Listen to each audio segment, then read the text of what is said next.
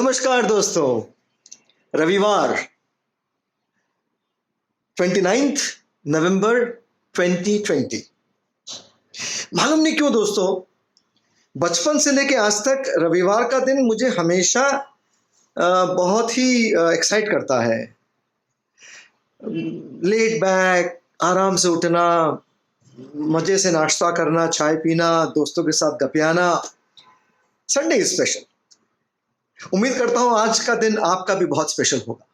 इसको और स्पेशल बनाने के लिए आज हम आपके पास में हमारा 43rd episode Samavartan audio visual magazine का 43वां अंक आपके बीच लेकर के आए हैं। आज के अंक की शुरुआत करेंगे गिरिजेश व्यास जी, महाकवि भास द्वारा कृत कर्णभारम लेकर के आपके बीच आएंगे, जिसका कि हिंदी रूपांतर और नाट्यकरण मेरे बाबा डॉक्टर प्रभात कुमार भट्टाचार्य ने किया है।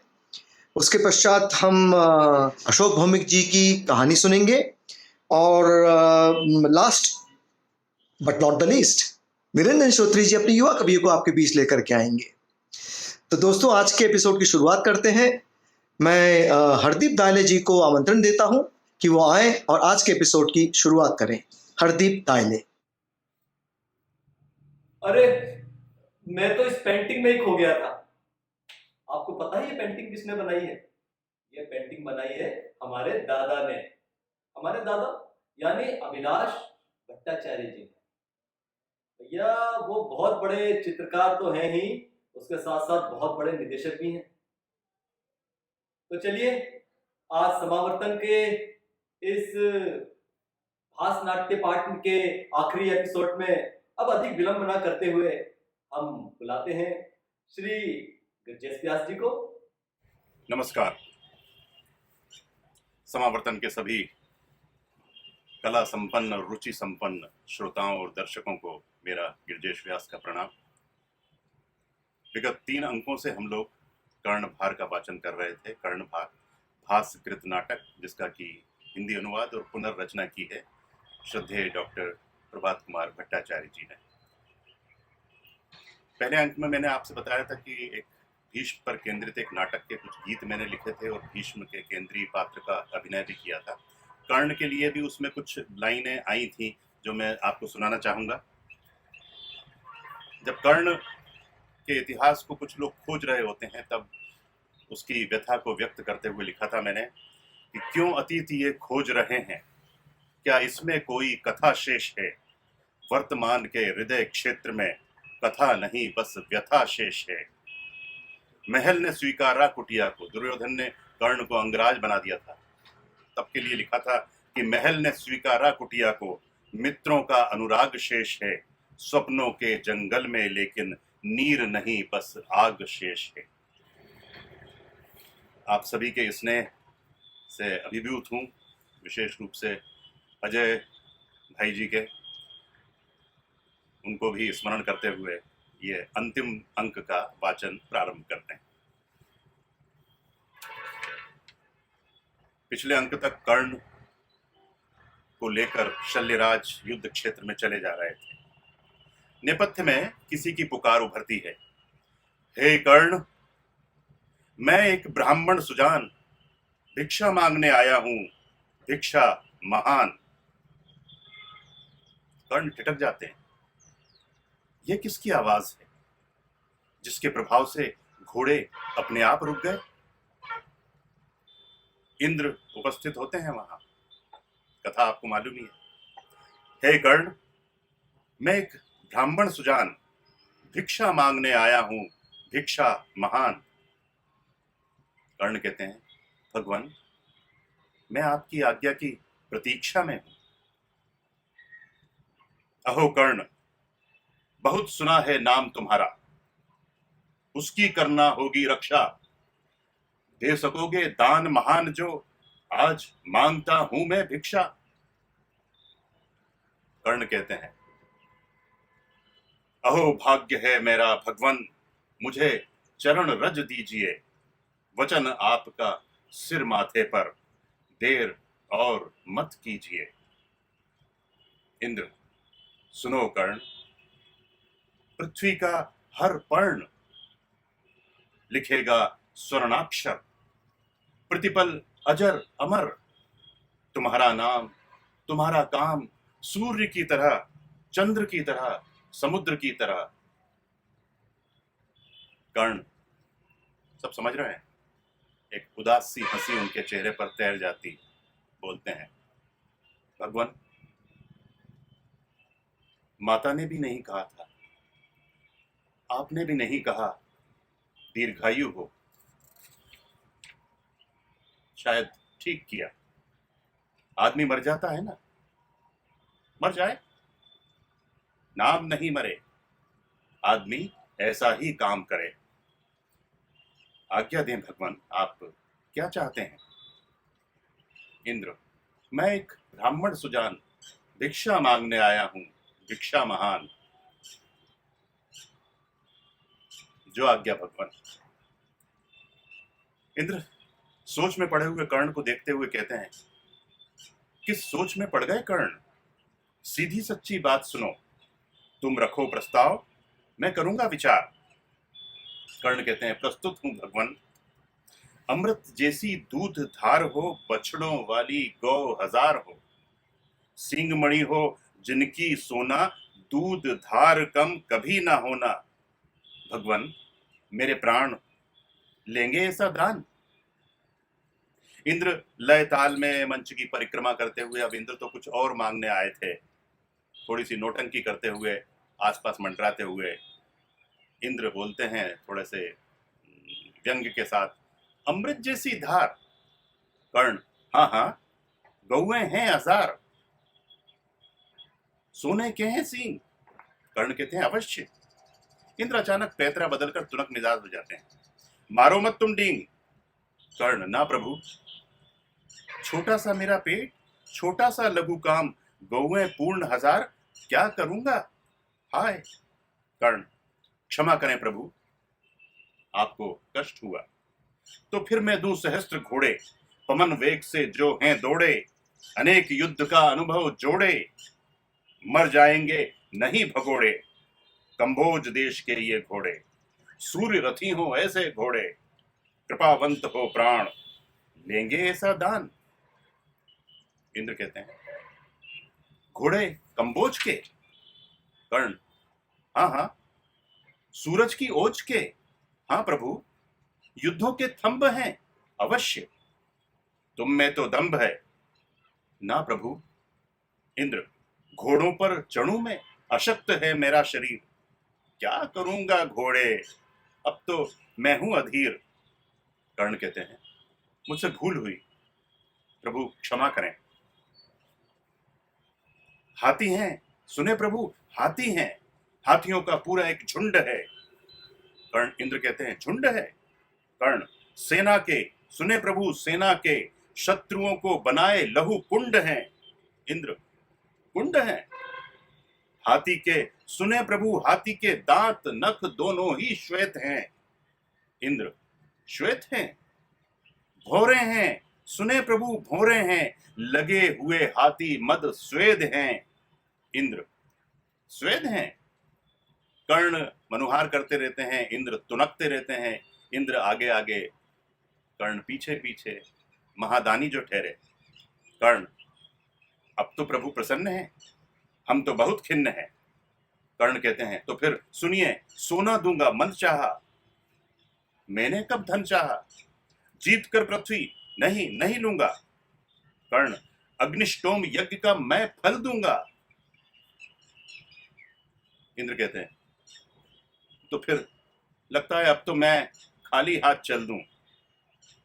कर्ण, तो फिर मेरा शरीर आएगा आपके काम। इंद्र, अब तो बहुत हो गया, राम राम राम। कर्ण कहते हैं, क्या करूं भगवान, क्या दे दूं कि आप प्रसन्न हो। इंद्र, रहने दो, बहुत हुआ, लौटने दो मुझे खिन्न। कर्ण जो है घुटनों के बल बैठ जाते हैं, आह क्या करूं, मैं क्या करूं, क्या करूं। कर्ण कहते हैं, बस एक अंतिम अवसर दें भगवान, हम ये कवच कुंडल चरणों में धर दें भगवान, उपजा है मेरे अंगों के साथ भगवान, यही कवच कुंडल है मेरा गात भगवान, देवता असुर भी छेद नहीं सकते जिसको, आपके चरणों में अर्पित करता हूं उसको। इंद्र एक कुटिल मुस्कान के साथ कहते हैं, लाओ इसे मैं स्वीकार करता हूं। कर्ण, लीजिए भगवान। कर्ण जब कवच निकालने का उपक्रम करते हैं तब शल्य कह उठते हैं सहसा, ऐसा ना करें अंगराज, ऐसा ना करें, ऐसा अमोघ कवच अपने से अलग ना करें। छी, मुझे मत रोको शल्यराज, ये क्या करते हो? तुम रथ तैयार करो। नेपथ्य से इंद्र का स्वर गूंजता है, पृथ्वी का हर पर्ण लिखेगा स्वर्णाक्षर, प्रतिपल अजर अमर तुम्हारा नाम, तुम्हारा काम, सूर्य की तरह, चंद्र की तरह, समुद्र की तरह। कर्ण सब समझ रहे हैं। समय बीतते सब कुछ ढह जाता है, केवल किया हुआ काम रह जाता है।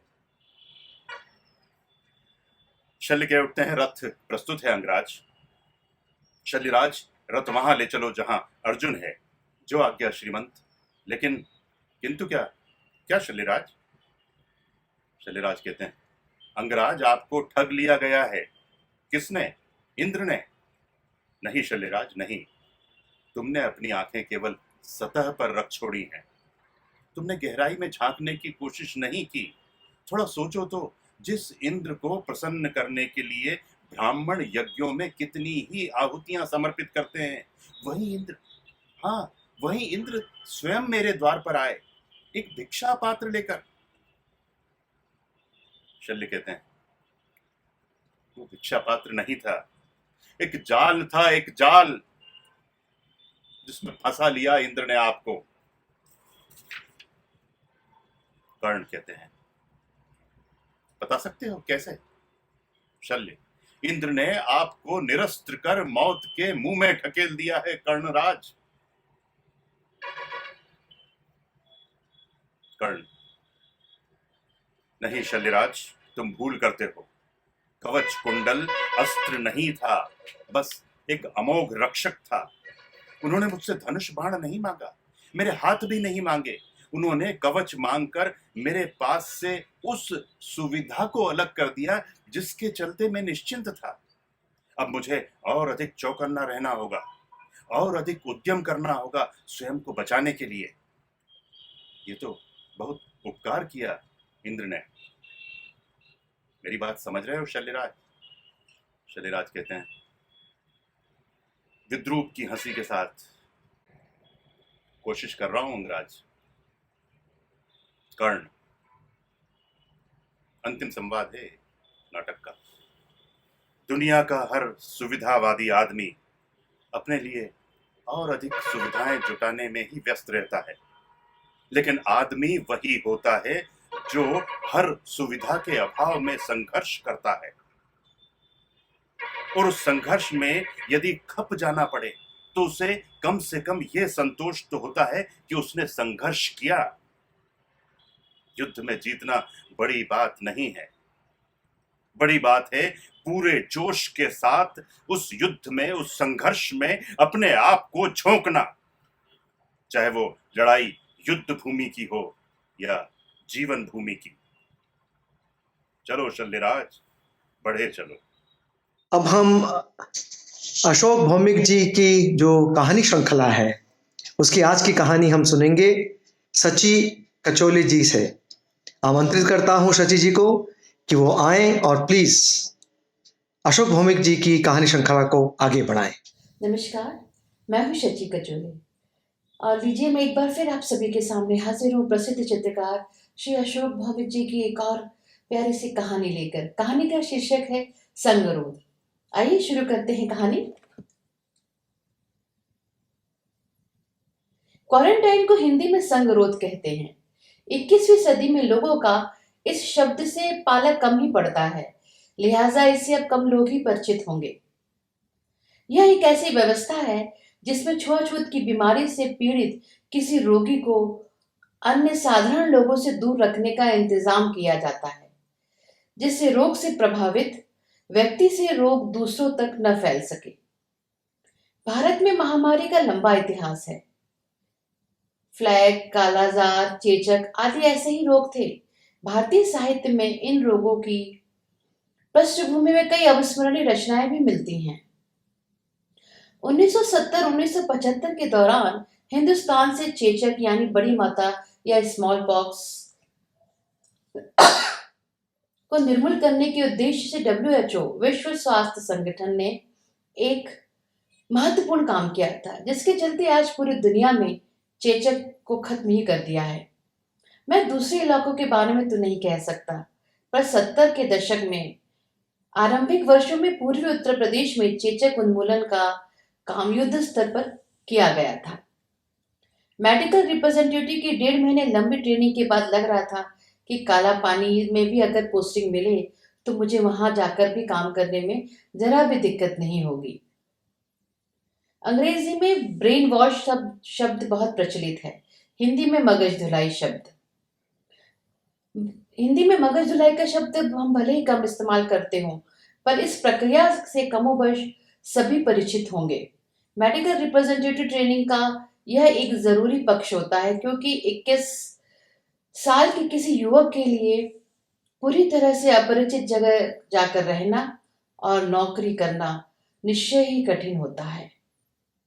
इसलिए उसे यही बताया जाता है कि मेडिकल रिप्रेजेंटेटिव की नौकरी वास्तव में एक मिशन है, चुनौती है, और यह केवल कुछ ही विशिष्ट गुण वाले आप जैसे स्मार्ट नौजवान कर सकते हैं। उल्लुक निर्माण के कारगर में इन वाणियों की हकीकत को अब जब जान पाते हैं, तब तक आप एक धाग मेडिकल रिप्रेजेंटेटिव हो जाते हैं।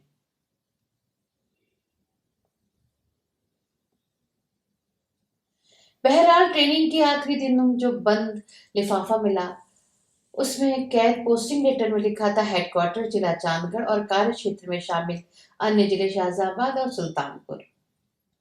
कानपुर के किसी क्रिश्चियन कॉलेज के वनस्पति शास्त्र में स्नातकोत्तर डिग्री पाने की कोशिश में जुटे युवक के लिए कॉलेज को अलविदा कहना आसान था, पर उत्तर प्रदेश के नक्शे में चांदगढ़ को खोजना आसान काम न था। ट्रेनिंग के बाद और पोस्टिंग के पहले 4 दिनों के लिए घर आया था।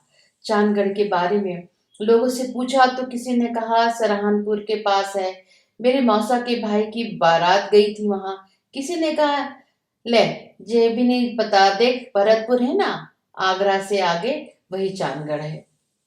पूरी तरह से भटक गया था मैंने तय किया कि कल सुबह ही सीधे कानपुर के रेलवे स्टेशन जाकर वहां के स्टेशन मास्टर के पास पूछूंगा कि चांदगढ़ कहाँ पर है और किस तरफ जाने का उसका रास्ता है। पर बाद में पता चला कि रिक्शे वाला चांदगढ़ के किसी गांव का रहने वाला है। लखनऊ से देहरादून एक्सप्रेस पकड़कर शाहगंज, फिर शाहगंज से चांदगढ़। सो मैं लखनऊ से शाहगंज पहुंचकर वहां से एक पैसेंजर पकड़कर चांदगढ़ उतरा था। चांदगढ़ में शुरुआती दिनों में मेरा दोस्त था डॉक्टर प्रकाश शेठ। प्रकाश भोपाल का रहने वाला था और भोपाल मेडिकल कॉलेज से ही उसने पढ़ाई की थी। डॉक्टर प्रकाश WHO के चेचक उन्मूलन कार्यक्रम में चांदगढ़ जिले का चीफ सर्विलेंस ऑफिसर था। संस्था से उसे एक जीप भी मिली हुई थी। मैंने चांदगढ़ के गांव देहातों को, वहां के लोगों को डॉक्टर प्रकाश के साथ जीप में घूम कर जाना पहचाना था। उन दिनों चेचक उन्मूलन कार्यक्रम धीरे धीरे अपने अंजाम की ओर पहुंच रहा था। कई महीनों से कहीं से कोई नए मरीज की खबर नहीं आई थी। चेचक के टीकाकरण का काम भी पूरा हो चला था। तभी एक दिन डॉक्टर प्रकाश को तरवा गांव से 15 किलोमीटर दूर भिंजर गांव से एक नए केस की सूचना मिली।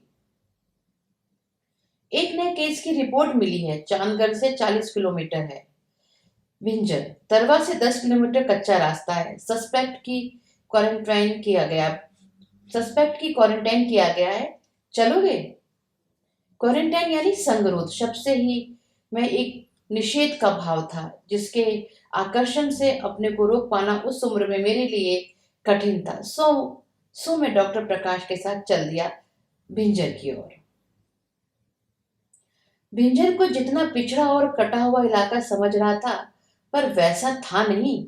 छोटा सा गांव के सोयान से थोड़ी दूर एक टीले पर एक अस्थायी झोपड़ी बनाकर उसमें रोगी को रखा गया था। एक चारपाई पर पड़ा हुआ आदमी मुझे कहीं से बीमार नहीं लग रहा था। गठीला शरीर, सुंदर चेहरा उम्र में ज्यादा से ज्यादा 20 साल। डॉक्टर प्रकाश के पूछने पर उसने अपना नाम बताया था, मोहन यादव। डॉक्टर प्रकाश और स्थानीय पीएचसी के डॉक्टर आपस में गंभीर आलोचना में जुट गए। मोहन के कपड़े उतारकर पूरे शरीर पर उभरे गए लाल दानों की जांच की गई। प्राथमिक जांच के बाद डॉक्टर प्रकाश की राय में कम से कम 24 घंटों तक मोहन को निगरानी में रखने की जरूरत थी। ग्राम प्रधान की मदद से कई पहरेदारों को नियुक्त किया गया। इसमें 4 ऐसे लोग थे जिन पर यह जिम्मेदारी दी गई, लेकिन कोई भी मोहन की मड़ैया से 30 गज के भीतर न जा सके। डॉक्टर प्रकाश कुछ चिंतित सा दिख रहे थे। उसने मुझसे कहा, अगर ये स्मॉल पॉक्स या बड़ी माता है तो इसका पॉजिटिव केस निकला तो उसे कल ही जिला अस्पताल में शिफ्ट करना पड़ेगा। डॉक्टर प्रकाश यादव किसी काम से कहीं निकल गए थे। मैंने इसी बीच मोहन पर निगरानी के लिए नियुक्त चौकीदारों में से एक से दोस्ती गांठ ली। इस आदमी का नाम राम स्नेही था। उम्र में मोहन से ज्यादा बड़ा तो नहीं था, पर कई साल हो गए थे उसकी शादी के। चांदगढ़ में रहते भी कुछ ही महीने हुए होंगे, पर मुझे एक बात समझ में आ गई थी कि गांव के लोग सीधे साधे जरूर होते हैं, पर बुद्धिहीन नहीं होते। राम स्नेही मुझे डॉक्टर साहब कहकर संबोधित कर रहा था। राम स्नेही से कुछ देर बातचीत करने के बाद मुझे कई बातें पता चली। राम स्नेही कोई गरीब परिवार का नहीं था कि 2 पैसों के लिए डॉक्टर प्रकाश के विभाग के में अस्थायी चौकीदार का काम कर रहा था। वह मोहनवा का बहुत घनिष्ठ था और उसकी पत्नी की सगी बहन से मोहन की शादी हुई थी। इसी हफ्ते उसका गवना भी था। मोहन के घर 3 दिन पहले ही उसकी बीवी के पांव पड़े थे और उसी रात मोहन को तेज बुखार आया और माता निकली। इस घटना और आज के बीच 4 दशकों के दौरान सृष्टि की तमाम ऊंचाइयों की को चुनौती देती कल्पना चावला, सुनीता विलियम्स हो या बछेंद्री पाल, छंदा गायन जैसे शक्तिमान होने के पुरुष दम को तोड़ा जरूर है, पर हिंदुस्तान के बड़े हिस्से में बहू के पांव पड़ते ही अगर बेटे को माता निकल आए तो उसे निसंदेह डायन या चुड़ैल मान लेने का रिवाज आज भी अटूट बना हुआ है। मोहन की बीवी के साथ ही ऐसा हुआ। सुबह होने की देर नहीं थी कि गुलगुल लोबान का धुआं फैलाता हुआ सिद्ध योगिनुमा किसी ने आकर घोषणा की कि मोहन अब बस 2 दिन का मेहमान था, क्योंकि माता को वो भा गया था। चेचक उन्मूलन से जुड़े स्वास्थ्य कर्मियों की सजगता के चलते इसके पहले कि माता को तुष्ट करने के तमाम कर्मकांड शुरू होते, प्राथमिक चिकित्सा केंद्र के डॉक्टर को खबर लग गई और बिना किसी देरी के उसे क्वारंटाइन करने का इंतजाम कर दिया गया था। राम स्नेह ने भी तुरंत डॉक्टर से कहा कि मोहन की पहरेदारी की जिम्मेदारी ले ली थी ताकि वो मोहन के पास ही रह सके। शाम होने से पहले मैं एक बार अकेले जाकर मोहन से मिल आया था। मोहन हिम्मती था, पर उसे बस उसकी मेहरारू की ही फिक्र थी, जिस पर झाड़ फूक करने वाले कई ओझा बाबा अपनी ताकत दिखाने के लिए आतुर हो रहे थे। मोहन का प्रेम देखकर मुझे पहली बार पता चला कि प्रेम कोई शहरी पढ़े लिखे लोगों की बकौती नहीं थी। गांव में भी प्रेम होता है। आज वह किसी को कितना ही हास्यास्पद क्यों न लगे, मुझे मोहन और उसकी बीवी के बीच का प्रेम अकल्पनीय सा लगा था। मोहन की संगरोध वाली मड़ैया से 30 गज दूर एक पेड़ के नीचे मैंने उसकी बीवी को कच्चे चूल्हे में रोटी बनाते देखा तो पहले तो कुछ समझ न सका। बाद में रामस्ने ने बताया कि जाड़े का वक्त है और चूंकि मोहन का घर यहाँ से बहुत दूर पड़ता है, घर से यहाँ तक रोटी लाने में रोटी ठंडी हो जाती है। मोहन को गर्म रोटी खिलाने के लिए उसकी बीवी ने यहाँ इंतजाम किया था। मोहन की कुटिया से कुछ ही दूर पर प्राथमिक चिकित्सा केंद्र था। उसी के एक कमरे में डॉक्टर प्रकाश और मेरे रहने का इंतजाम किया गया था। इस कमरे की खिड़की से वह टीला और टीले पर बनी मोहन की अस्थायी मड़ैया साफ दिखती थी। गांव में रात जल्दी हो जाती थी, फिर यहाँ बिजली चूंकि सुबह 4 बजे के करीब आती थी, शाम होते ही लोग अपने अपने घरों में दुबक जाते थे। ग्राम प्रधान खाना लेकर आए थे, सो डॉक्टर प्रकाश खाना खाकर ही सो गए। सारा दिन बेचारा काफी व्यस्त था, इसलिए शायद थक गया था। रात के कितने बजे थे पता नहीं, मेरी नींद टूट गई। मैं लेटे लेटे मोहन और उसकी बीवी राम स्नेही और बैरागी ओझा, ग्राम प्रधान आदि के बारे में सोचने लगा। पेड़ के नीचे अकेले बैठे आटा गूंथ कर रोटी बनाते हुए उस औरत की लगन को देखकर लगा था कि वह किसी पूजा की तैयारी में माला गूंथ रही थी या पंजीरी बना रही थी। मोहन से मिले उसे 3 दिन ही हुए थे, पर इतने कम समय में इतना लगाव, इतना प्रेम, इसे समझना मेरे लिए संभव नहीं था। पर मैं इसे देखकर अभिभूत हो गया था। मुझे रात के उस गहराए वक्त में राम स्नेही से पूछने की इच्छा हुई, मोहन की बीवी का नाम क्या है। मैंने अपना कोट डाला, कमरे से बाहर आकर चिकित्सा केंद्र के बरामदे से मोहन की मड़ैया को देखा। आकाश में फैली एक मध्यम रोशनी के सामने वह झोपड़ी, टीला और आसपास के पेड़ सब गहरे काले रंग के लग रहे थे। एक कोहरा था जो ज्यादा घना तो नहीं था, पर मुझे बेहद अपरिचित सा लगा। मोहन की झोपड़ी के अंदर लालटेन जल रही थी। मुझे यकीन था उस वक्त राम स्नेही की ड्यूटी पर होगा। मैं टीले की ओर बढ़ गया। रामस ने मुझे आते देखकर टॉर्च जलाकर मेरे करीब आया और मुझे रास्ता दिखाकर मड़ैया तक ले गया। मोहन की मड़ैया के बाहर एक ढीली बुनाई वाली टूटी चारपाई पर गद्दा बिछा था। यह चारपाई पहरेदारों के लिए रखी गई थी। डॉक्टर साहब बैठे जाए। मैं चारपाई पर जाकर बैठ गया। मोहन की झोपड़ी में पुआल को रस्सी से बांधकर एक दरवाजा नुमा आड़ बना लिया गया था, जिससे मोहन को ठंड न लगे। झोपड़ी के ऊपर तिरपाल चढ़ा दिया गया था। रामिस नहीं, मोहन ने ठीक से खाना खाया? अब बुखार तो नहीं है? डॉक्टर साहब, मैं यहाँ दोपहर से बैठा हूँ, किसी को इधर आने ही नहीं दिया। और सच तो यह है कि लोग इतना डर गए हैं कि कोई इधर गलती से भी नहीं आएगा। मेरे सवाल का यह जवाब नहीं था। मुझे रामिस नहीं पर शक हुआ। मैंने चारपाई से उठते कहा, चलो मोहन को देखाते हैं। रामिस ने हड़बड़ाकर उठ खड़ा हुआ और बोला, डॉक्टर साहब रहने दे, अभी बेचारा सो रहा होगा, कल सुबह मिल लीजिएगा। राम स्नेह की बात से मुझे समझने में देर नहीं लगी कि वह कुछ छुपा रहा था। क्या बात है राम स्नेह, मुझे क्यों रोक रहे हो मोहन से मिलने? मैंने जरा सख्ती से कहा था। राम स्नेह जहाँ खड़ा था वहां उखड़ बैठ उदासी आवाज में बोला, क्या बताए डॉक्टर साहब, मैंने बहुत मना किया कि रोग छुआछूत का है। डॉक्टर साहब का सख्त आदेश है, कोई भी इस मड़ैया के आसपास न दिखाई दे। पर क्या बताएं, कमला मानी ही नहीं। देर रात छिपते छिपाते चली आई यहाँ। डॉक्टर साहब, किसी ने उसे आते नहीं देखा यहाँ। मैं अभी कहता हूँ उससे कि यहाँ से चली जाए। मुझे समझ नहीं आ रहा था कि मैं किससे क्या कहूँ।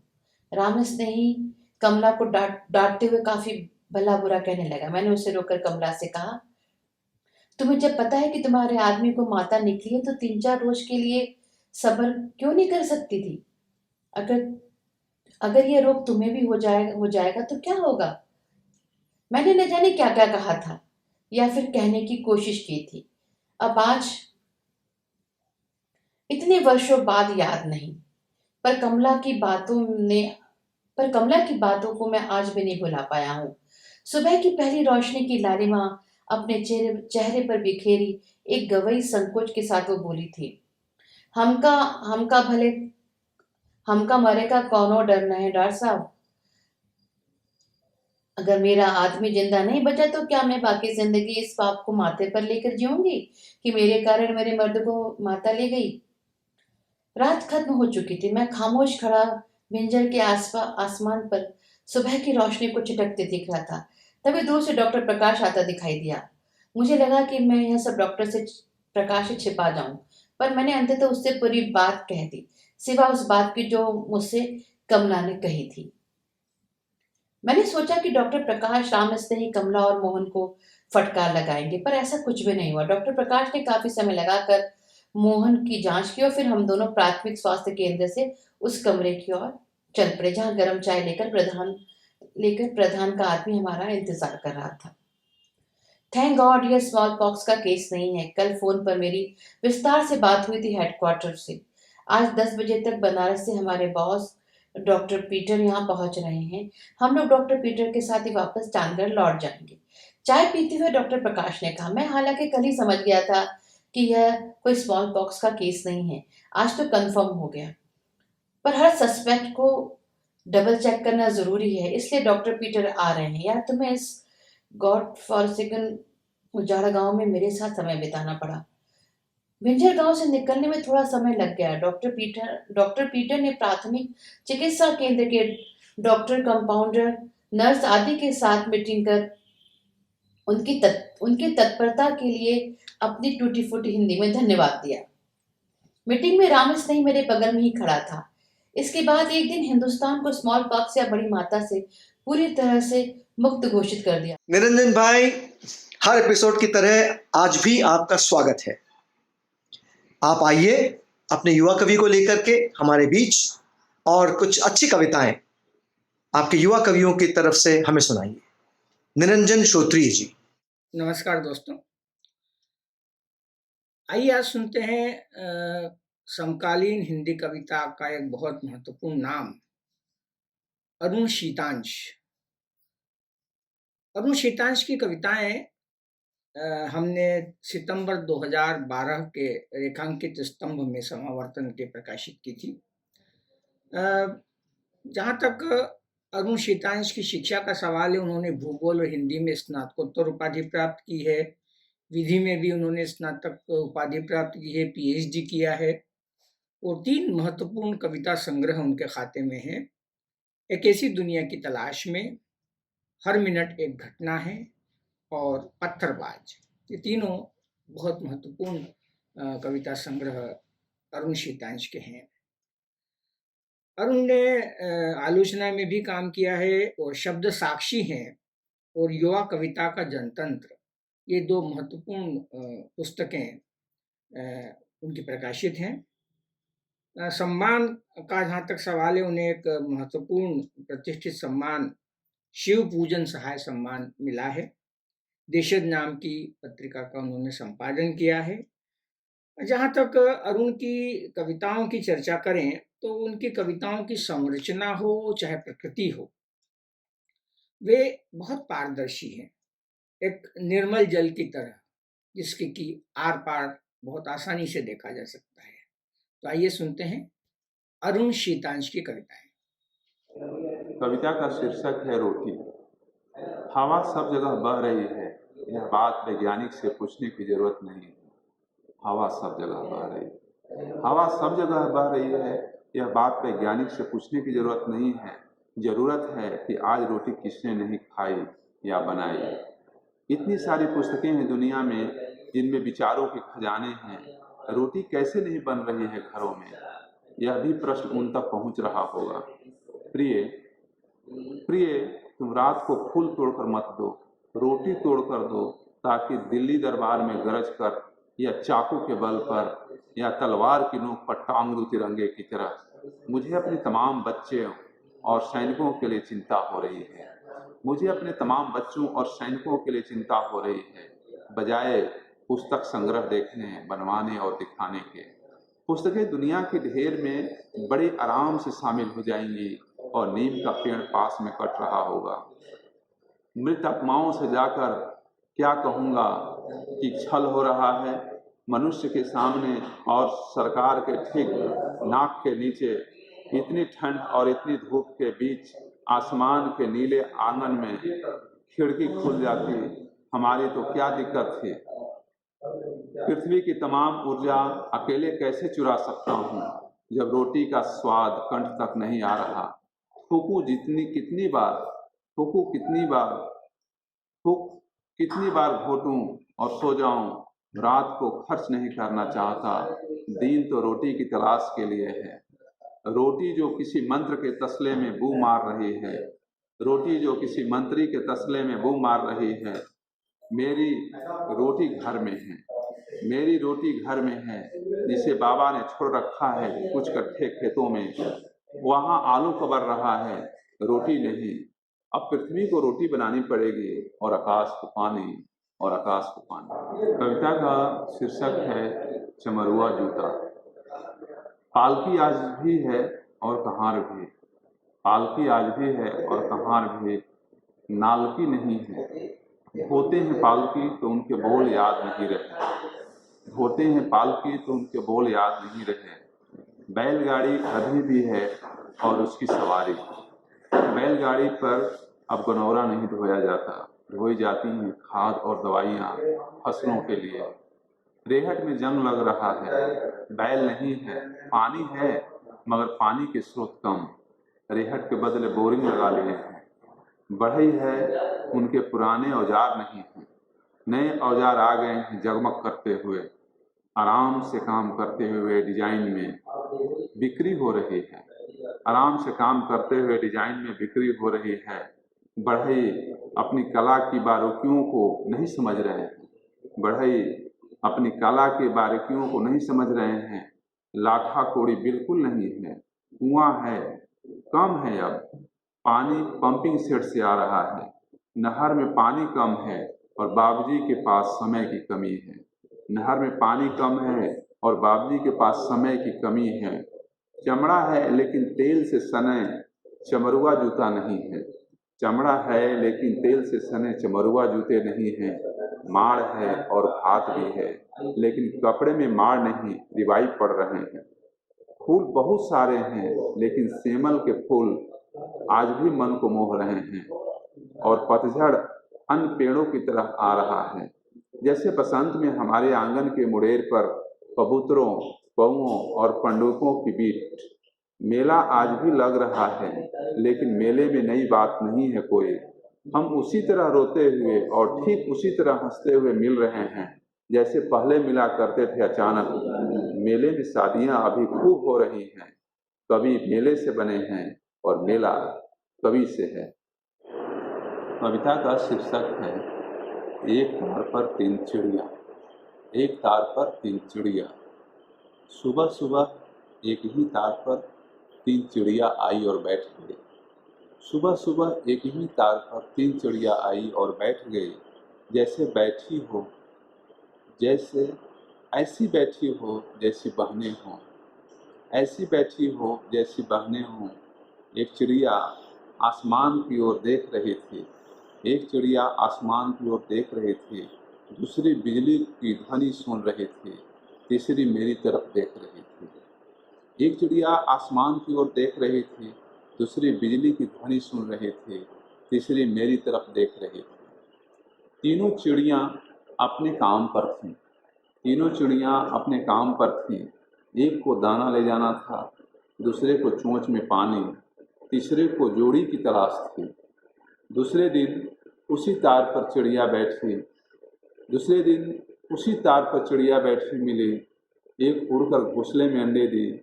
दूसरी खेत से धान की बालियां लेकर उड़ी। तीसरे गर्भवती हो रही थी। एक सप्ताह उस तार पर नजर रखी। एक दिन तीन चिड़िया को बिजली छू गई और तीनों मर गई। उस पल मैं मरा, उस पल मैं मरा। कविता लिखते हुए, कविता लिखते हुए। दोस्तों, आज का हमारा ये 43rd एपिसोड, 43वां एपिसोड मैं यहीं पूरा करता हूँ। याद दिला दूं दोस्तों फिर से एक बार, समावर्तन का जो ऑडियो विजुअल मैगजीन है उसको आपने अगर सब्सक्राइब ना किया हो तो प्लीज कर लीजिए। बेल आइकन दबाना साथ में मत भूलिएगा जिससे नोटिफिकेशन आपके पास आ सकें। और हाँ, अगर आपके पास में हमारा पता नहीं हो तो एक बार नोट कर लीजिए। हमारा वेबसाइट है www.samavartan.com। हमारा ईमेल आईडी है samavartan145@gmail.com। यूट्यूब पे और फेसबुक पे तो आप हमको देखते रहते हैं। तो आज की जो हमारी एपिसोड है वो यहीं ख़त्म करता हूँ। मेरा इंतज़ार करिएगा। मैं अगले सप्ताह शनिवार के दिन आपके बीच फिर आऊँगा। तब तक के लिए नमस्कार।